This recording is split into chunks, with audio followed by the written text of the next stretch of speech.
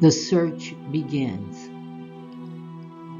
Ewlon, king of the Khalian Solar System, sits alone in his study, poring over the many pages of a treatise revealing both the purpose of the planet star and the prophecy of a widow who would symbolize the end of the Unite Empire.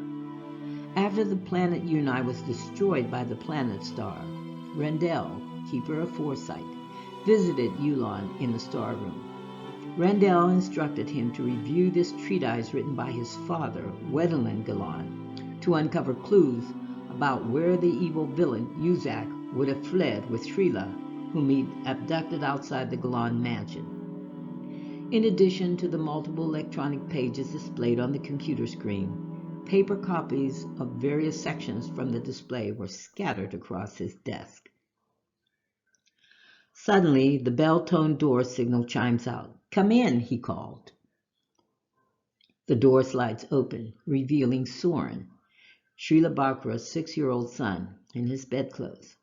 Rubbing his eyes as he steps across the threshold, he heads toward the place where Ew is sitting.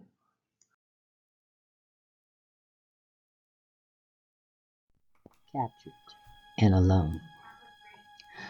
Across the galaxy, a young widow tosses and turns in an uneasy dream. Shreela bolts up into a sitting position, shaken by a nightmare that left her cold and lonely.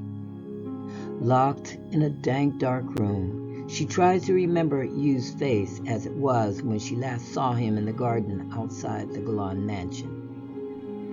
She thinks of how warm and secure she felt in his arms, and then scolds herself for leaving the safety of the hidden tunnel, which led into the garden where Uzak captured her. Although she desperately misses her son, she knows he is safe with Yu, a belief that comforts her during her imprisonment. Just as she begins to drift off to sleep, she notices an almost imperceptible beam of light several linotrans from where she is sitting. Moving her head closer to the ground, she sees an amber-colored crystal, much like the stone in Yu's star ring. She reaches out and picks it up, placing it near her face. "I wonder how long this has been lying here," she thinks to herself. The crystal feels warm and smooth and comforts her in the darkness. "Maybe this is a sign of hope," she whispers aloud. Clutching the crystal in her hand, she relaxes against the wall.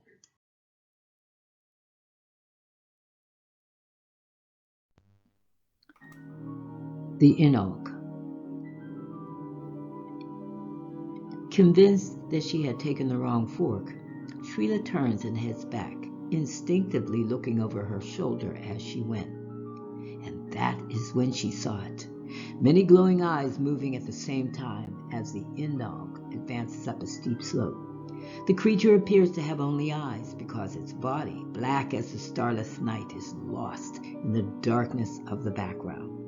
Quickly she turns and begins running toward the tunnel that would lead her back to the floor door in the cabin. The passage is difficult since the star crystal only illuminates the area in front of her by only a few trans. Pressing forward, careful not to trip over the large roots and rocks that leap into her path, Shreela suddenly feels the ground tremble as the ferocious Enoch begins to give chase.